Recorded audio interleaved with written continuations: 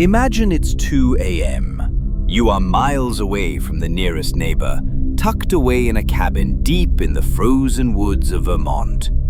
The silence is absolute. Until the knocking starts. Not a frantic pounding, but a rhythmic, persistent tap, tap, tap on your front door. You look through the peephole, and what you see defies every law of nature. This is not a ghost story. This is the documented account of what happened to a man named David on the night of January 14th, 1998. A night that never truly ended. David was a freelance writer seeking solitude. He had rented a remote A-frame cabin surrounded by nothing but skeletal oak trees and a heavy blanket of snow. For the first 3 nights, the silence was his friend. But on the 4th night, the temperature plummeted.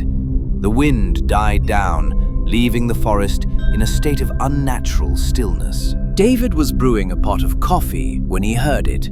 3 distinct knocks. In the middle of a blizzard. In a place where no one should be. He felt a sudden cold shiver crawl down his spine. A primal instinct screaming at him that something was terribly wrong. He approached the door, his breath visible in the freezing air of the cabin. "Who's there?" he called out. No answer, only the wind. He looked through the small glass pane. Standing on his porch were 2 children, a boy and a girl, no older than 10. They wore thin, out-of-style clothes, totally inadequate for a Vermont winter. They stood perfectly still, their heads bowed. "Please, mister," the boy whispered. His voice didn't sound like a child's. It was flat, monotone. "Let us in. It's so cold out here. We need to use your phone." David reached for the lock, his heart filled with pity. But as his hand touched the cold metal, he froze. The children looked up. Their skin was pale, almost like marble. But it was their eyes that stopped his heart. There was no white, no iris, just 2 vast, bottomless pits of solid black ink. Void of light, void of soul. David, paralyzed by fear, crawled to his desk. He remembered the old journal he had found in the cabin's attic on his first day, a dusty, leather-bound book left by the previous owner, an elderly man who had supposedly disappeared years ago. With trembling hands, David flipped through the yellowed pages under the dim light of his flashlight. His heart skipped a beat. There, in shaky handwriting, were sketches. Sketches of the same 2 children. The entries dated back to 1952. "They have been outside for 3 days now," the journal read. "They don't eat. They don't sleep. They just stand at the edge of the tree line waiting. They call themselves the Hidden Ones. They said they cannot enter unless I offer a gesture of welcome. My mind is failing. Their voices, they sound like my late wife. It's a trick. It's a trap." The moment David saw those eyes, a wave of intense nausea hit him. It was a feeling of pure, concentrated evil. I don't have a phone," David lied, his voice trembling. The children didn't move. They didn't blink. "We know you're lying, David," the girl said. Her voice sounded like it was coming from inside his own head. "Our parents are coming. You must let us in before they arrive." The knocking started again. But this time, it wasn't just the front door. Tap, tap, tap at the kitchen window. Tap, tap, tap at the bedroom door upstairs. They were surrounding the house. The air inside the cabin began to smell like ozone and rotting meat. David backed away into the kitchen, grabbing a knife, but his hands were shaking so violently he dropped it. He realized then that the locks on the doors weren't what was keeping them out. It was his permission. They couldn't enter unless he invited them. The power flickered and died. In the darkness, the scratching began. The sound of small fingernails clawing at the wood of the house.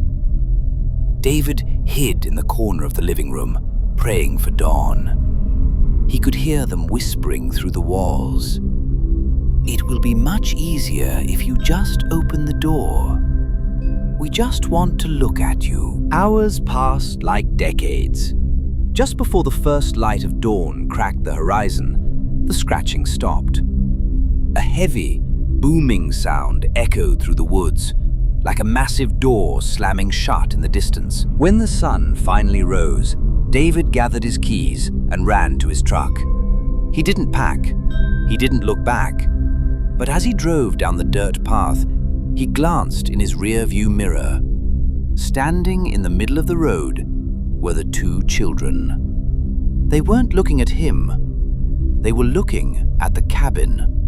And standing behind them was a tall, shadow-like figure that seemed to swallow the morning light. David never returned to Vermont. He sold his belongings and moved to a bright, crowded city.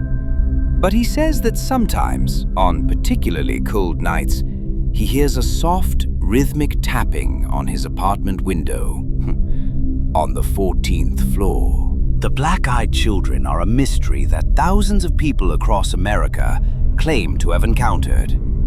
Are they demons, aliens, or something much older?